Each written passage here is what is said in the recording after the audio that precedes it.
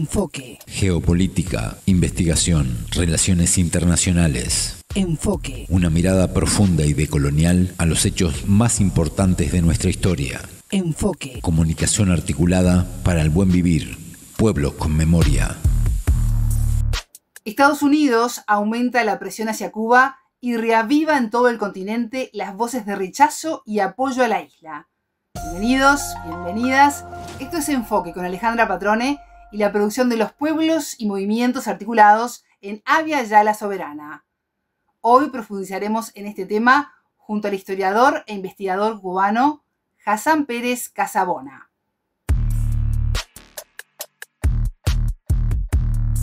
La entrevista. Hassan, bienvenido a Enfoque. ¿Cómo estás? Es un gusto recibirte.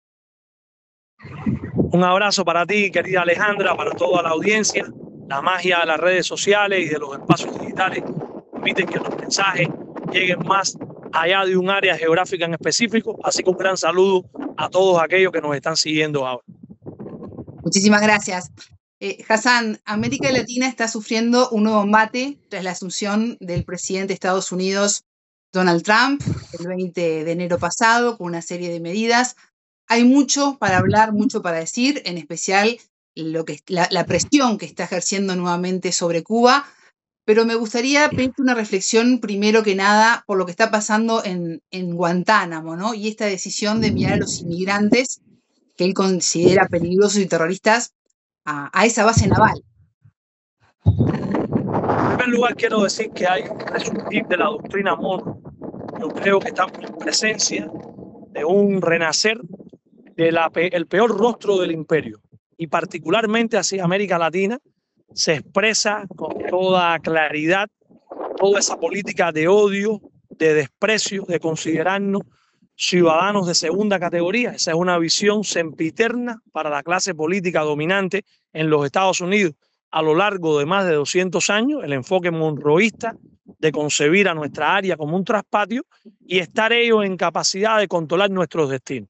Diríamos que el dilema cenital para los pueblos de nuestra América a lo largo de más de 2 siglos ha sido la irrupción del enfoque monroísta y del otro lado la visión bolivariana, martiana, de O'Higgins, San Martín, Betanzos, Hostos, los grandes próceres, Fidel Castro, las grandes figuras que abogaron por una América unida.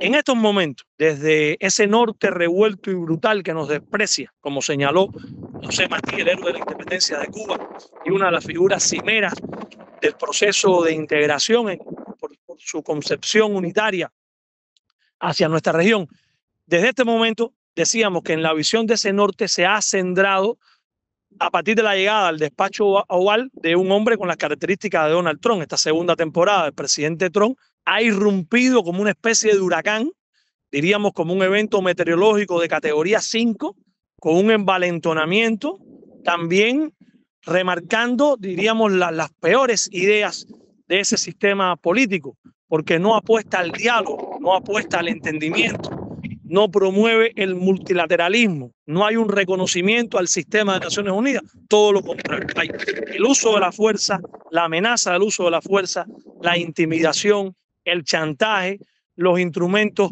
coercitivos, las sanciones unilaterales. Es el arsenal que Trump ya esbozó y en algunos casos puso en práctica en su primer periodo entre 2017 y 2021 y que con un espíritu renovado, un envalentonamiento a partir del resultado electoral de los comicios del 5 de noviembre del año pasado, ha irrumpido quebrando pilares del propio establishment estadounidense. Particularmente con el tema de los migrantes. El tema de la migración es un tema central para los políticos estadounidenses, lo ha sido siempre. Yo quiero recordar que la primera ley de naturalización en ese país data de 1790 y desde entonces, en los albores, en la génesis misma de Estados Unidos como una nación moderna, estuvo el manejo en distintos momentos asociado a los condicionamientos de cada época de la cuestión de cómo relacionarse con los migrantes. Un hombre como Thomas Jefferson consideraba, por ejemplo, que una oleada desmedida de alemanes pondría en juego el inglés como el idioma central. Y hubo una ley muy famosa que estuvo vigente más de 60 años, la ley de exclusión china, que a lo largo finales del siglo XIX, después de la denominada fiebre del oro en California a la 162, me refiero para esta ley, y que establecía penalizaciones e impedimentos para que los culíes, los grupos inmigrantes asiáticos, fundamentalmente chinos, tuvieran plenos derechos en el entorno estadounidense. Lo que quiero decir es que desde ese momento la manipulación y también reflejar el desprecio a lo diferente, a lo que no se ajusta al enfoque dominante del blanco anglosajón protestante. Trump, particularmente con tu pregunta de Guantánamo, sí, su anuncio de las últimas horas de enviar ahí a 30.000 inmigrantes que puedan ser deportados. Yo quiero señalar que ese es un territorio, creo que es importante para la audiencia hacer algunas precisiones. Está la base naval estadounidense en Guantánamo, que es la primera base militar que tiene Estados Unidos fuera de sus fronteras y la única que se mantiene desde 1959 en contra de la voluntad del gobierno y del pueblo de Cuba. Esa base naval fue resultado del Tratado de Estaciones Navales y Carboneras de 1903 entre Cuba y Estados Unidos. Inicialmente concibieron 4 estaciones: Bahía Honda, Nipe, Cienfuegos y Guantánamo. Finalmente se quedaron con la de Guantánamo y desde ese momento yo diría que refleja también la visión del uso de la fuerza, porque vino a inaugurar el papel preponderante que tiene el componente militar dentro de la política exterior de los Estados Unidos. Desde esa base, en las décadas iniciales del siglo XX, salieron marines y expediciones armadas para intervenciones militares en Haití, Nicaragua, Santo Domingo, México, incluso hacia Cuba. Es decir, que viene a expresar el influjo que tuvo en el final del siglo XIX la doctrina Mahan, el capitán de navío Alfred T. Mahan, que hablaba del poder naval a través de la historia. Y bajo ese enfoque y la intromisión de Estados Unidos en la denominada guerra hispano-cubano-estadounidense de 1898, luego la victoria de los Estados Unidos hizo que claudicara España, se entregó Filipinas, Islas Guam, Puerto Rico y Cuba. Vino una ocupación militar en nuestra mayor de las Antillas entre 1899 y 1902 y nacimos como una república en 1902 con atributos formales, pero atada por un cordón umbilical a los designios de Wall Street y con un engendro jurídico que es la denominada enmienda Platt, que significó diríamos una daga para la soberanía, para nuestra independencia, un gran dilema para los patriotas de entonces que bajo la presión de que aceptaban esa enmienda, o Estados Unidos no terminaba jamás la ocupación militar. Posteriormente, como te señalaba, en 1903, se crean las condiciones para esta base. Estados Unidos tiene más de 800 bases militares, diríamos que en más de 70 países. Y esta es la primera, y reitero, la única que se encuentra con la desaprobación de nuestro gobierno y de nuestro pueblo. Después de los eventos del 11 de septiembre de 2001, en esta instalación militar que no tiene ninguna utilidad, en primer lugar, desde el punto de vista militar, porque Cuba no es un peligro para la seguridad nacional de los Estados Unidos, no lo ha sido nunca. Somos un país de paz que hemos estado en disposición de dialogar con ellos y con todos aquellos que tengan opiniones divergentes desde el momento mismo del triunfo revolucionario. Cuba tiene relaciones diplomáticas con 193 países. Es una nación de buena voluntad en el afán de avanzar y de llevar adelante los intereses centrales de las Naciones Unidas. Entonces, después de los eventos del 11 de septiembre de 2001, el presidente Bush, de forma unilateral, porque ese es un territorio que usurpa una parte de nuestra porción y también lacera nuestra soberanía, ya digo, es una daga, es un puñal clavado en nuestra espalda. El presidente Bush inauguró ahí ese campamento, ese centro, para llevar alrededor de 3.000 supuestos terroristas que estuvieron, y algunos permanecen, no se saben las cifras porque sobre esto hay un silencio, muchas veces sepulcral, pero estuvieron detenidos y en una especie de limbo jurídico, sin respeto a ningún debido proceso y sin ningún tipo de garantía. Recordemos que era la etapa oscura después de los ataques a Afganistán, a Irak, las denuncias también de lo que aconteció en Abu Ghraib y fundamentalmente en Guantánamo, donde cualquier ciudadano potencialmente era detenido en cualquier lugar de la geografía planetaria y muchos fueron enviados a Guantánamo. El presidente Obama, me parece importante decir esto también, en su campaña del 2008, en la idea de que sí es posible operar un cambio y toda la expectativa que generó en determinados entornos por sus orígenes, por sus ancestros, por ser el primer presidente con una ascendencia, diríamos, afroamericana a partir de su papá, que había estudiado en los Estados Unidos y casarse con una madre blanca, se comprometió a cerrar el centro de detención en Guantánamo, cosa que no cumplió, si bien nunca dijo nada acerca de la base naval. Separo las dos cuestiones. Está el centro de detención y está también la base naval. Nosotros hemos reclamado desde los famosos 5 puntos que expresó el comandante en jefe a raíz de la crisis de octubre de 1962, o en el juramento de Baraguá, me viene a la memoria, del 19 de febrero del año 2000, hemos dicho siempre que no renunciamos jamás a lo que consideramos una porción, es nuestro territorio. De hecho, no cobramos desde 1959 ninguno de los cheques que Estados Unidos, por el tema del arrendamiento, desde 1903, la dirección cubana ha dicho que un día esos cheques se exhibirán en un museo cuando ese territorio sea devuelto a Cuba. Entonces, Obama habló del cierre del centro de detención, pero no se mencionó nunca la base naval. Ahora Trump, en esta política, hemos visto la gira reciente del secretario de Estado Marco Rubio y en este tipo de actitud belicista, amenazante, que prácticamente recuerda, yo diríamos que una especie de remake del ganterismo de las ciudades desarrolladas de los Estados Unidos, de Nueva York, de Chicago, de los años 20, donde como una especie de matón de barrio que va intimidando a los comerciantes y a los ciudadanos y a todo el mundo a partir de su poderío y de su actuar con impunidad, pero al mismo tiempo también sin ningún tipo de escrúpulo, ha dicho que va a enviar ahí y ya han llegado los primeros, han estado dándose a conocer las primeras imágenes. Cuba ha reiterado que no solamente es una violación a nuestra soberanía, es también el hecho de que eso sea utilizado con esos fines. Debo decir, porque hay un gran debate, no hay ningún tipo de sustento jurídico para que esa base permanezca en manos de Estados Unidos. Todas las convenciones internacionales, las de Viena y otros instrumentos del derecho internacional, reconocen el derecho cubano a exigir le sea devuelta esa parte de nuestro territorio, porque no puede haber ningún tipo de acuerdo jurídico, no solamente que sea a perpetuidad, sino que se mantenga cuando una de las partes ha expresado inequívocamente a lo largo de más de 66 años que no desea continuar, que es el caso cubano.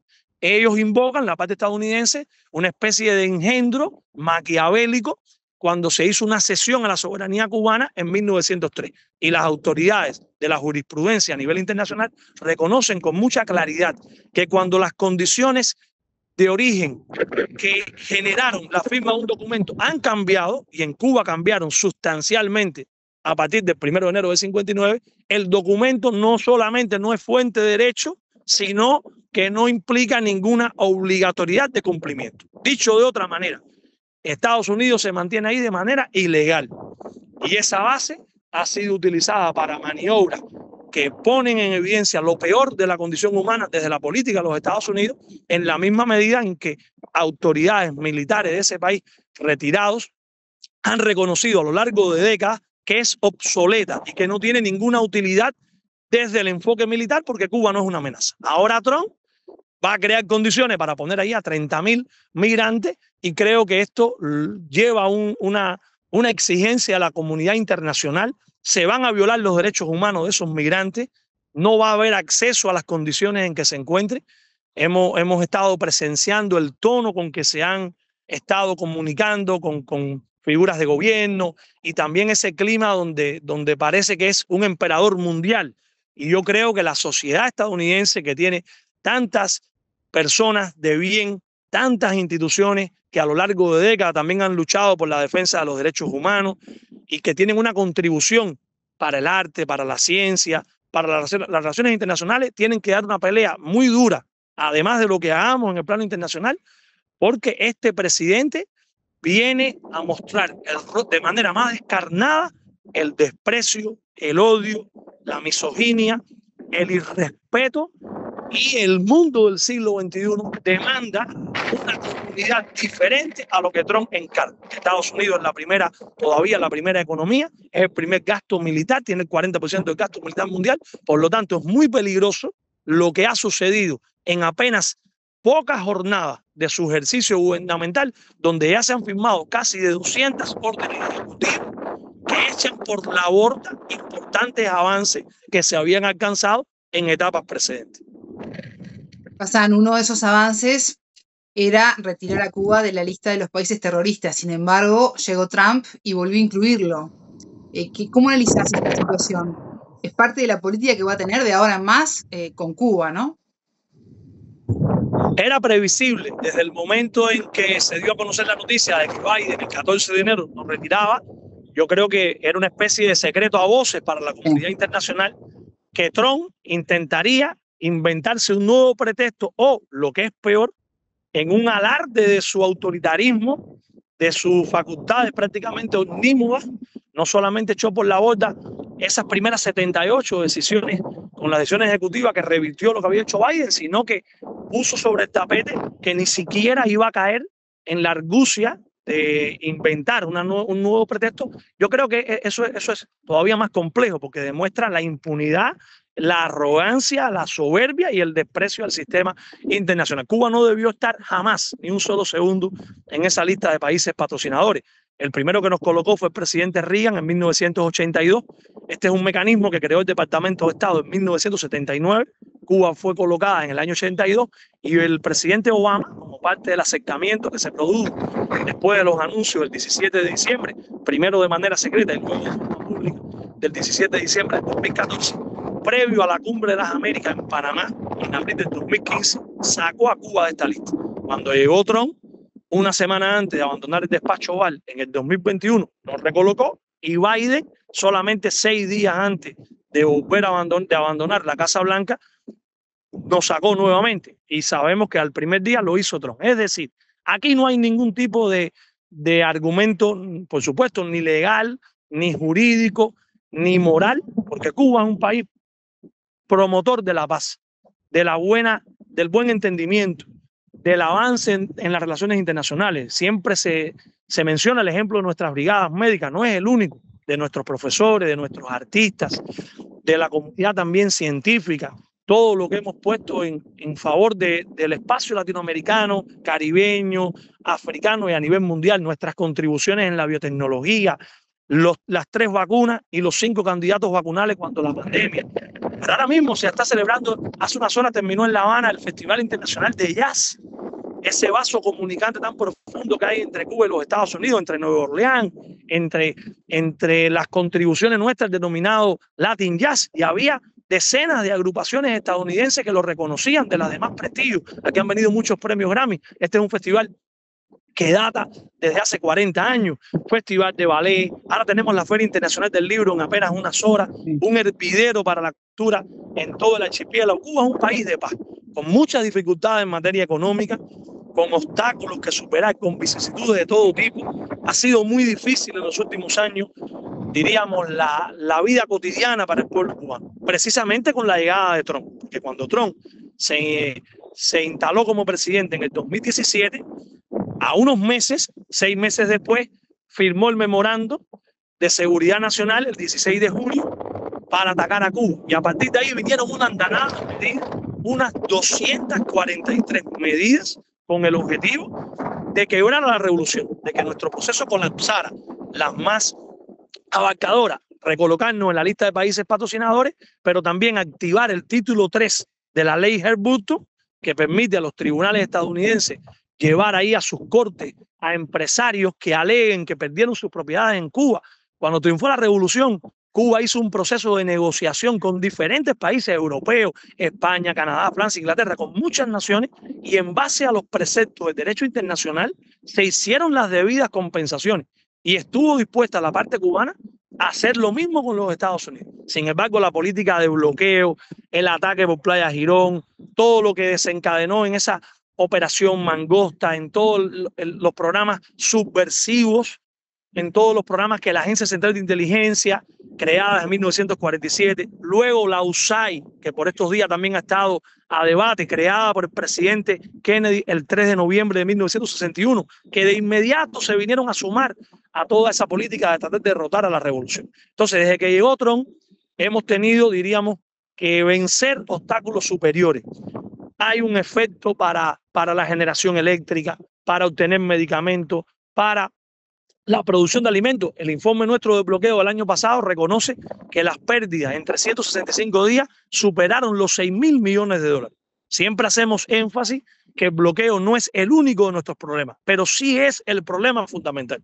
Evidentemente, nuestro país, nuestro proceso, tiene desafíos internos en los cuales encontrar solución en cuanto al modelo económico, en cuanto a la capacidad de poder generar bienes de consumo. Eso es innegable, pero es una verdad del tamaño de un templo que el principal lastre para nuestra economía y para el desarrollo social, económico en general, pero desde toda índole, es esa afectación del bloqueo que impide que un antibiótico, que impide que un litro de combustible se persiguen desde el punto de vista financiero, cualquier operación que se haga con Cuba, se persigue cualquier naviera que intente traer aquí un cargamento de combustible o de alimentos. Eso es una realidad. Hay que estar en las calles de nuestro pueblo para entender ese heroísmo sostenido que tenemos de 1959, también la resiliencia de nuestra familia, nuestras madres, nuestras esposas, los padres, con niños pequeños, con ancianos, y sobre todo la cultura política acumulada. Yo te diría, Alejandra,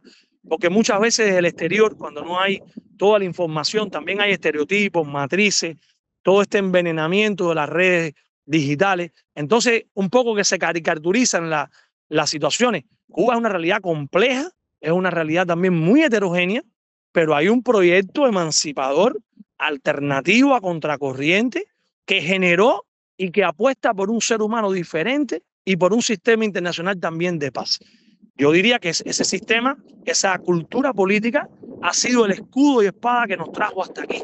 Entender nuestra resistencia de un pragmatismo material conduciría a errores a muchas personas, incluyendo los analistas de inteligencia de los Estados Unidos, que ante la sumatoria numérica fría de las dificultades que tiene Cuba, cree que hay una igualdad con el colapso de la revolución y no son capaces de entender la hondura de lo que ha venido aconteciendo aquí a lo largo de décadas, en esa idea que Che Guevara definía como la aspiración siempre perenne, inacabada, imperfecta, continua, de crear un hombre y una mujer, un ser humano nuevo, con otros resortes, con otra capacidad de estimular. Yo quiero hacer énfasis de que estamos viendo etapas muy difíciles, pero el pueblo cubano sabe qué cosa es lo que está en juego. Si la revolución no existiese, no solamente sería la quiebra de un sistema político, económico y social, sería también la pérdida de nuestra soberanía. Seríamos tragados. La historia enseña con suficiente elocuencia el precio que han tenido que pagar otros proyectos cuando sucumbieron. Y también enseña con extraordinaria claridad y nitidez que el tiempo está del lado de los pequeños. La solidaridad, lo que ha despertado nuestro país a lo largo de todos estos años como inspiración desde un modelo imperfecto. Nosotros no somos el paraíso terrenal, ni estamos en condiciones de establecer recetas, ni jamás hemos pretendido que la experiencia cubana puede ser clonada acríticamente en otro espacio. Incluso en el entorno latinoamericano de los últimos 20 años, con todo el denominado ciclo progresista, con todas las expectativas que en algunas veces se han cumplido, otras no, pero siempre hemos dicho, lo que nos llama la atención, lo que nos alegra es la policromía, la cantidad de colores que todos esos proyectos han tenido. Ninguno puede ser comparado con el otro, responden a circunstancias, a condiciones históricas complejas, concretas diferentes, a procesos identitarios diferentes, y eso ha sido para nosotros, yo diría que también una inspiración, porque nos ha hecho sentir el orgullo de que en buena medida que la revolución cubana no se doblegara, no se quebrara, inspiró a otras generaciones de personas de bien que en el mundo y particularmente en América Latina abogan por enfoques integracionistas, abogan por enfoques sociales, no creen ese cuento de camino de que el crecimiento solo es la sumatoria de aspectos económicos. Nosotros sabemos que cualquier crecimiento económico, y en Cuba lo necesitamos, no puede ser analizado al margen de la inclusión y de la justicia social. Nosotros tenemos esa filosofía y desde el primer momento que triunfamos, siendo un país pobre, no tenemos el petróleo que tiene Venezuela, no tenemos el litio que puede tener Bolivia, Argentina. Aquí decimos con orgullo que nuestro principal capital es el capital humano, haber graduado 1,4 millones de profesionales universitarios en 65 años. Y en Cuba, para que se tenga una idea, en 219 años hubo una sola universidad. Los estudios reflejan que a mediados de la década del 60, del 50, no hablo solo del programa de Moncada, hablo del censo de la agrupación católica universitaria, más del 30%, y si se consideraban los analfabetos funcionales, podía llegar casi al 60% de la población era iletrada. Y desde que la revolución triunfó, lanzó como idea central, como brújula, no te decimos cree, te decimos lee. Ese es el espíritu que va a reinar ahora también en la Feria del Libro, a partir de que aspiramos a un tipo de ciudadano pensante que dialogue con su realidad, con la realidad internacional y que tenga un posicionamiento crítico, pero comprometido con su historia, con su destino y fundamentalmente con la transformación en un mundo de paz. Hoy el presidente Trump y los halcones que se han rodeado junto a él, yo diríamos que encarnan la antítesis de lo que necesita la humanidad. ¿Cómo entender a un hombre como Robert Kennedy al frente del Departamento de Salud que está en contra de las vacunas, que está en contra de la floración del agua? ¿Cómo entender que incluso desde la perspectiva propia de la entidad especializada militar sean presentadores de televisión? O Marco Rubio, que ha ido vociferando por 5 naciones ahora de Centroamérica, chantajeando, extorsionando, intimidando. Y en las calles hemos visto también la respuesta profundamente popular, porque hay una sapiencia, hay un acervo desde nuestra América que no puede ser reducido a cero por ningún envalentonamiento del imperio. Siguiendo, Hassan, esa línea de la respuesta popular, mencionabas a los estadounidenses de bien, ¿no?, que están a favor de la defensa de los derechos humanos, del derecho internacional. Pienso también en toda la región. ¿Cómo ves la articulación, la importancia de la articulación de los movimientos sociales, de los movimientos políticos, para poder contrarrestar todas estas presiones que está haciendo Estados Unidos hacia América Latina? Son más importantes que nunca los movimientos sociales, las agrupaciones de intelectuales, de obreros, de estudiantes, feministas, de la heterodiversidad. Todo el conglomerado social, yo diría que hoy encarna una importancia extraordinaria, mayor que la que pudo haber tenido en épocas anteriores. Siempre ha sido de un papel decisivo, pero hoy es vital. Tenemos que unirnos, tener capacidad de establecer alianzas, no solo a nivel político, no solo a nivel gubernamental. Hay una América profunda, diversa, plural, que tiene que ser escuchada. Acaba de terminar la cumbre virtual del ALBA y hay un posicionamiento muy claro de condena a todas estas maniobras en relación con la migración y con todo ese desprecio de Estados Unidos hacia nosotros. Pero no es suficiente. Tenemos en los espacios académicos, desde la ciencia, desde las universidades, desde el mundo intelectual, desde las calles. Las calles son nuestras y las calles son de nuestros pueblos, de los trabajadores, de los que en todos los espacios tenemos esa capacidad tremenda de reinventarnos cada día en las grandes ciudades, en los cinturones periféricos, en ese campo profundo. Divididos no podemos pelear contra esa hiena, contra ese monstruo, esa hidra de múltiples cabezas. Unidos somos invencibles. Esa es la coraza, esa es la filosofía, esa es la cosmovisión de nuestros padres fundadores. Los mencionaba ahorita, algunos de los más emblemáticos, pero también en esta contemporaneidad, nuestra música, nuestra literatura, nuestra poesía, nuestro arte culinario, nuestro teatro, las danzas populares. El imperialismo no quiere eso. El imperialismo quiere un modelo único, un canon de éxito, un canon de belleza que es superfluo, que está centrado en la visión anglosajona, en la visión eurocéntrica. Lo diferente ya es condenado. Solo se tiene éxito si se ha ido a un tipo de universidad, si se ha recibido una materia, si se tiene los ojos de un color, si se viste de una manera, si se asume una cinematografía. Hace unos meses, pocas semanas, en diciembre, en nuestro país, del año anterior, se efectuó la 45ª edición del Festival del Nuevo Cine Latinoamericano. Todo ese gran movimiento que viene desde Viña y que tiene la posibilidad, nuestro pueblo y también personas de muchas latitudes que siempre se congregan en La Habana, de ver una producción documentalística, cinematográfica diferente, crítica, no es la que está en el Main Street hollywoodense. Y lo pongo solo como un ejemplo de todas nuestras potencialidades. Hay que tener la capacidad de dialogar y de unirnos. Y esos proyectos de integración en todos los ámbitos no pueden quedar para las calendas griegas.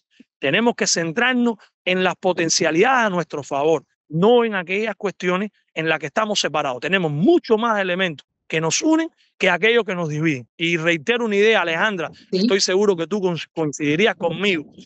La llegada de ese neofascismo, de ese populismo de derecha, de ese desprecio que encarna Donald Trump, crea también condiciones excepcionales para la lucha, para el fomento de plataformas unitarias, si tenemos la capacidad de entender la hondura de los desafíos y las reservas que están de nuestro lado. Yo creo que hay una oportunidad. Obama desdibujaba el rostro imperial Era el poder inteligente, la seducción, cautivar, un encantador de serpientes. Trump evidencia con toda su crudeza la incapacidad del imperialismo de dialogar con nosotros. Por lo tanto, nos tiende, casi que nos sirve en bandeja de plata, una oportunidad para pelear con inteligencia. Viene a mi memoria aquel pronunciamiento de enorme valor de José Martí: de pensamiento en la guerra mayor que se nos hace. Ganemos la pensamiento. Va a depender de lo que nuestros líderes y nuestras organizaciones y nuestro pueblo, porque hoy cualquier proyecto tiene que cimentarse sobre la inteligencia colectiva.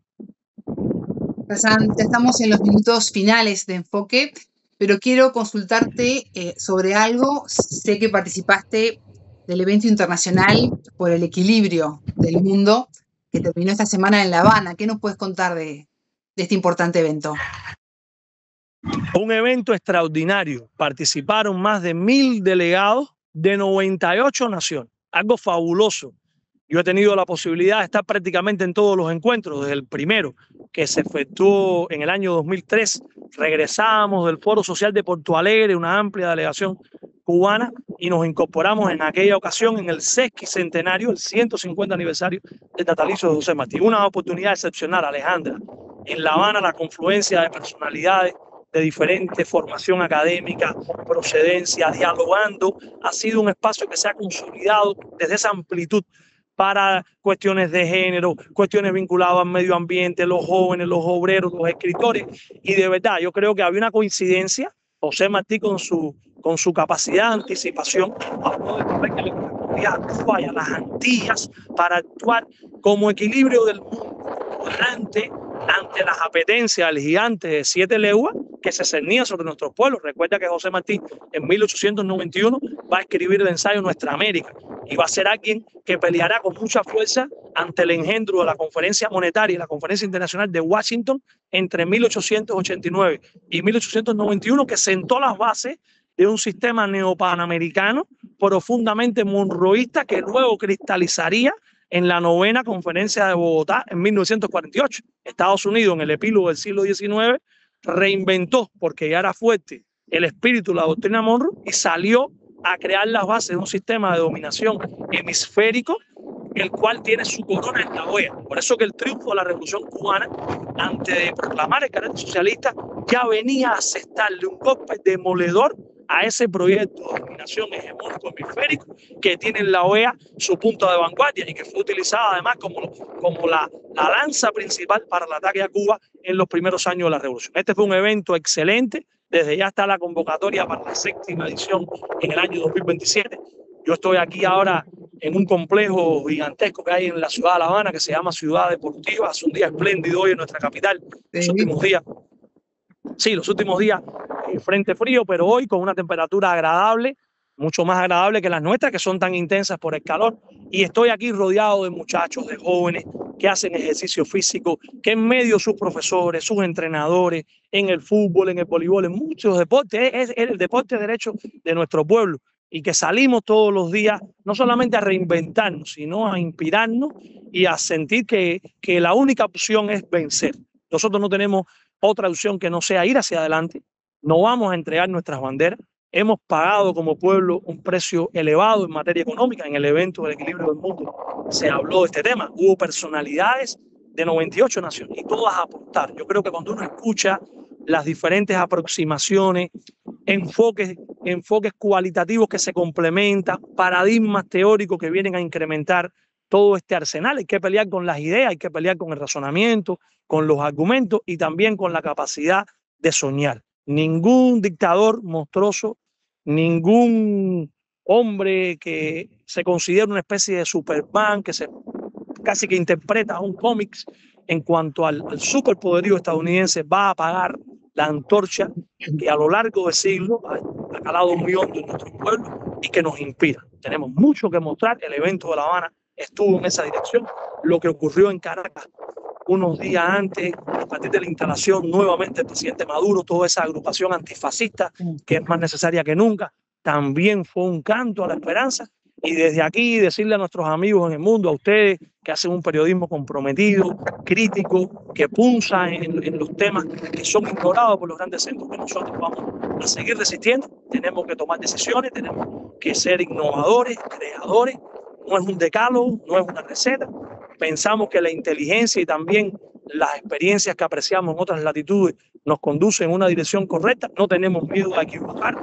En lo que no nos vamos a equivocar jamás en los principios, en no entregar un proceso como este, y en esa línea seguir concitando el respeto, la admiración, porque en los Estados Unidos, incluso en las naciones desarrolladas, hay muchas personas que, sin coincidir con el enfoque político cubano o de Venezuela o de Nicaragua o de otros proyectos, nos admiran porque saben que hemos sido valientes, saben que hemos estado firmes, saben que no hemos agachado la cabeza y son capaces de apreciar, incluso en el contexto en que ellos llevan adelante su día a día, el heroísmo creativo, comprometido de proyectos como estos. Así que ese sería el mensaje y un canto a la esperanza, seguir preparándonos, seguir en equilibrio con la naturaleza, esa idea boliviana de la Pachamama, gran valor también de la Revolución Ciudadana del presidente Correa años atrás en Ecuador. Bueno, nosotros aquí estamos con ese compromiso y con la voluntad de servir. José Martí decía, diga a nuestra América en qué servirla. Hablaba de Venezuela y encontrar nosotros unidos. Así hemos sido educados cuando hemos estado en brigadas médicas o en brigadas educativas, porque creemos también que ser solidario no es dar lo que sobra, es compartir lo que se tiene. Y por eso, incluso en medio de las carencias, de las vicisitudes, jamás se cerrará una puerta desde Cuba para ayudar, para ser solidario con todos nuestros hermanos. Hassan Pérez Casabona, muchísimas gracias por estos minutos con Enfoque. Un gran abrazo para ti, Alejandra, y para toda la audiencia. A ustedes les decimos que ya se viene la frase del día. Tengan todos ustedes una excelente jornada. Buena vida para todos. La frase del día. Tenemos que unirnos, tener capacidad de establecer alianzas, no solo a nivel político, no solo a nivel gubernamental. Hay una América profunda, diversa, plural, que tiene que ser escuchado. Acaba de terminar la cumbre virtual del ALBA y hay un posicionamiento muy claro de condena a todas estas maniobras en relación con la migración y con todo ese desprecio de Estados Unidos hacia nosotros. Pero no es suficiente. Tenemos en los espacios académicos, desde la ciencia, desde las universidades, desde el mundo intelectual, desde las calles. Las calles son nuestras y las calles son de nuestros pueblos, de los trabajadores, de los que en todos los espacios tenemos esa capacidad tremenda de reinventarnos cada día en las grandes ciudades, en los cinturones periféricos, en ese campo profundo. Divididos no podemos pelear contra esa hiena, contra ese monstruo, esa hidra de múltiples cabezas. Unidos somos invencibles. Enfoque, con Alejandra Patrone y la producción de los pueblos y comunidades articulados en Abya Yala Soberana para www.radiovictoriagt.com.